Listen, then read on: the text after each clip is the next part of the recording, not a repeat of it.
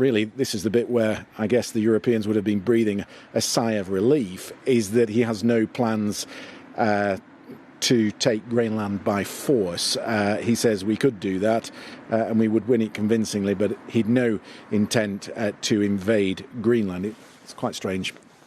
It's bonkers, really, that we're even talking about that, but it is worth making the note that the United States President does not intend to invade Greenland. Let's pick up some of that with our chief North America correspondent, Gary O'Donoghue. Some of these things that you have to just spell out, Gary, are quite extraordinary sometimes, but the very fact that the United States will not be invading the territory of a close NATO ally is something to remark on. Yeah, and I've just, it's worth actually reading out the quote here. So I've got it in front of me. It says, "I don't have to use force. I don't want to use force. I won't use force." Now, you know, that could be in a different world, you know, the statement of the bleeding obvious, but it is actually a proper newsline here today because this thing hasn't been taken off the table, apparently, up until now.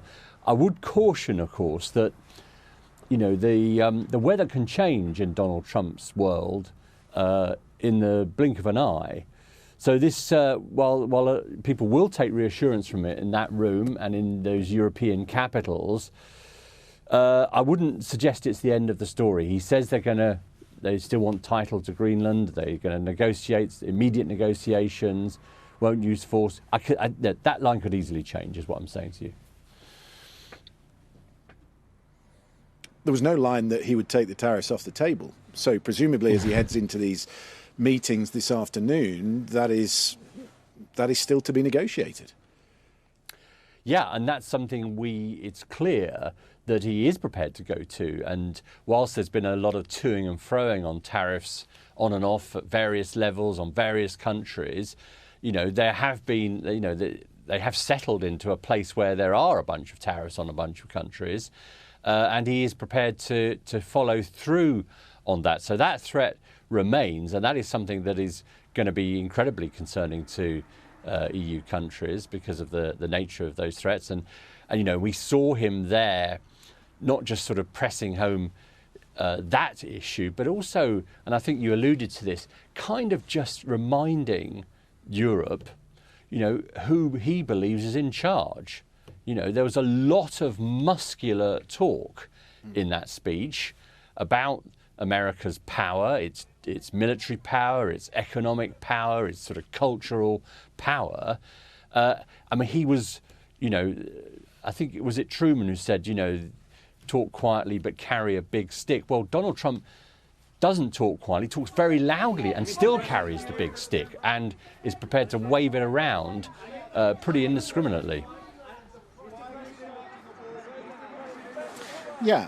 I think he's maybe about to talk to the press just on the edge of one of the side rooms here. Let's just listen in. Are you willing to fight against European? Are you disrespecting Britain? Very important. I mean, you heard what happened. Mr. President, why not the NATO mission in Greenland? Are you satisfied with the job that Rodriguez is doing in Venezuela, Mr. President? Yeah, she's doing a very good job. We have a very good relationship. And Venezuela is working out really well. We're going to be making a lot of money for Venezuela. And they'll be able to take care of their people. And she's doing a very good job. Why do you think about Macron's proposal, a NATO mission in Greenland? I made that very clear. Why are you disrespecting Mr. President? We have a great relationship with NATO, but NATO has to step up.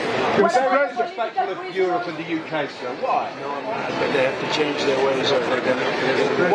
Mr. President, makes no sense. Between immigration and energy, if they don't change, bad things will happen to you.